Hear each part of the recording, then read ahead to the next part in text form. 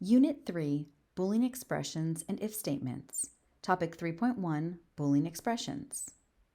The foundational building blocks in regards to algorithms are sequencing, which we have seen in previous units regarding how our machines process code, selection, which we will focus on in this unit, and iteration, which we will focus on the next unit. This unit focuses on selection, which is represented in a program by using conditional statements. Conditional statements give the program the ability to decide and respond appropriately. We have previously used arithmetic operators in arithmetic expressions. Let's look at the following relational operators used to compare values and expressions. This is the equal to operator. Quick pause. These are not the same. This is an assignment operator. It's used to assign values. This is a relational operator. It's used to compare values.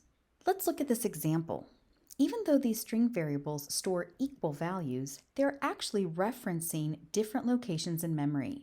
We will go over this in more detail later on. Let's continue. This is the not equal to operator, less than, greater than, less than or equal to, greater than or equal to. Primitive values and reference values can be compared using relational operators. Arithmetic expression values can be compared using relational operators.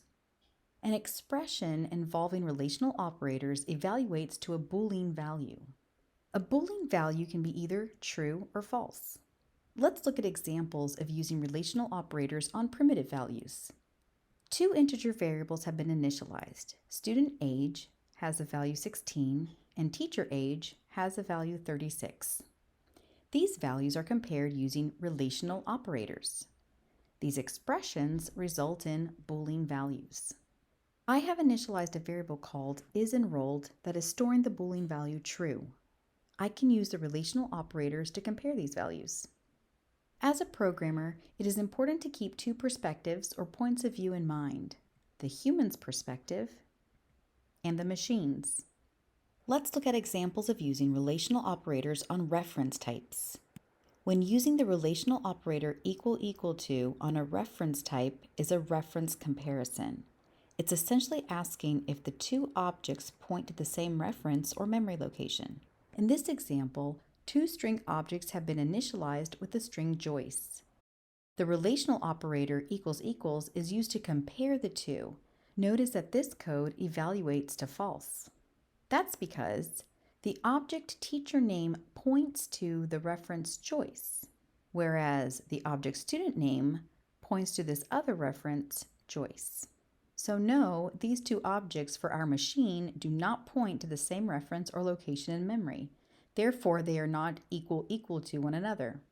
Most of the time when comparing objects, we're actually wondering if their values are equal to each other, not if they're referencing the same location in memory. For this reason, when comparing the values of strings, we should use the dot equals method. Here's another example with car objects C1 and C2. They both have been instantiated with the same values, but when we compare them, our machine views them as completely different as they point to different references.